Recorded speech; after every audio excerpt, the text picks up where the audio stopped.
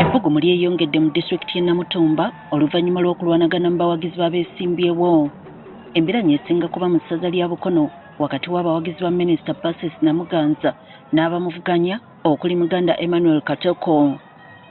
Ku lw'omukaaga lwa Ssabbiiti ewedde mu Town Council y'e Namakoko mu ggombolola y'e Namagonde, abawagizi ba Minisita Pacis Namuganza balumbye abamaganda Emmanuel Katoko gwe bavuganya naye ne banna NRM abalala okukakkana ng'abantu babiri balumiziddwa.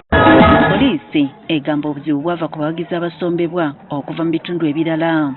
Tusaba nti candidate afune ekifo wagenda bw'akyalaale akwatagana ne security ne police tulabe nti tusobola obukuumi asobole okufuna kampeyini ye ekitundu ekyo.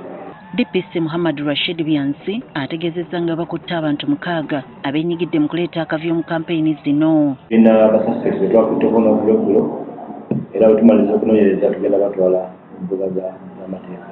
Okulwanagana era kusinga kuba wakati wa banna NRM n'abo abaasalawo okwesimba ku bwannamunigina oluvannyuma lw'okummibwa kkaadi y'ekibiina kino era b'ebibiina ebirala tebalina buzibu bwonna. Aba bali kulwana otheya keesi bo banoonya byebwe banoonya kutembeya na kulaba y'abantu baife abawansi. Aye nga nze mu kiti ekyange tiyagaine buzibu oti n'obwo because even my campaign eri ku mindset change.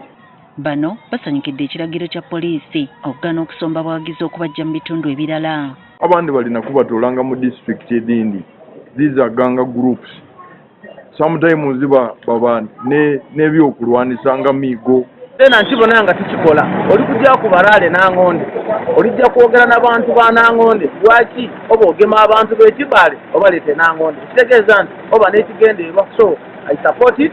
Bino bituukiddwako mu lukuŋŋaana oluyitiddwa atwala ebyokulonda e Namutumba ku Gonza Margaret okulaba butembeera eno bweyinza okukomezebwa obutaddamu kubaawo. Olukiiko luno lwetabiddwamu abavuganya ku bifo eby'enjawulo nga kw'otadde n'ab'ebyokwerinda kyokka abeesimbyewo beemulugunyizza ku buuma obugenda okukozesebwa mu kulonda.